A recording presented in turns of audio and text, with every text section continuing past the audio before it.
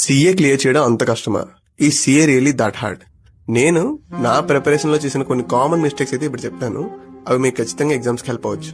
Point number 1, నేను exam హాల్లోకి enter అయిన తర్వాత పేపర్ చూస్తే నాకు అన్ని క్వశ్చన్స్ కి ఆన్సర్ తెలుసు. ప్రతి క్వశ్చన్ కి నాకైతే ఆన్సర్ తెలుసు.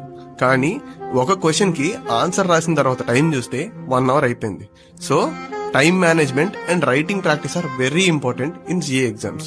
సో మీకు తెలుసు కదా, ఆల్రెడీ తెలిసిన క్వశ్చన్ కి ఆన్సర్ రాయకుండా బయటకు వచ్చేస్తే ఆ బాధ ఎలా ఉంటుందో. నేను ప్రిపరేషన్ టైంలో ఒక్కసారి కూడా పేపర్ మీద పెన్ పెట్టేవాడిని కాదు. కానీ ఒక్క ఎగ్జామ్ రాసి వచ్చిన తర్వాత నాకు టైం మేనేజ్మెంట్ ఇంకా రైటింగ్ ప్రాక్టీస్ యొక్క విలువ అయితే తెలిసింది. సో ఈ మిస్టేక్ అయితే మీరు చేయొద్దు. సెకండ్ థింగ్ ఏంటంటే 1 డే రివిజన్.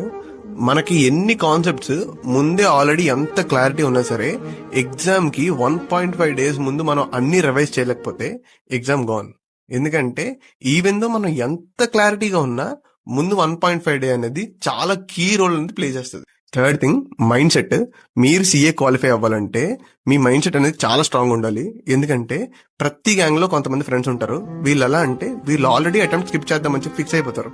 కానీ 2 గ్రూప్స్ లేదా ఒక గ్రూప్ సీరియస్ గా ప్రిపేర్ అవుతున్న ఫ్రెండ్ దగ్గరకు వచ్చి ఈసారి పేపర్ కష్టంగా ఇస్తాడంట, ఈ అటెంప్ట్ కంటే నెక్స్ట్ అటెంప్ట్ కి అయితే మనకు టైం బాగుంటుంది, సో ఇలా చెప్పి అటెంప్ట్ స్కిప్ చేస్తారు. సో సీఏలో ఒక కీ పాయింట్ ఏంటంటే ఎప్పుడు అటెంప్ట్ అయితే స్కిప్ చేయకూడదు. లాస్ట్ థింగ్ ఏంటంటే కన్సిస్టెన్సీ. మీరు ఎన్ని హార్స్ చదివారనే దానికంటే మీరు ఎంత కన్సిస్టెంట్ గా చదివారనేది మాత్రమే సీఏ ఎగ్జామ్ లో కీ రోల్ ప్లే చేస్తుంది.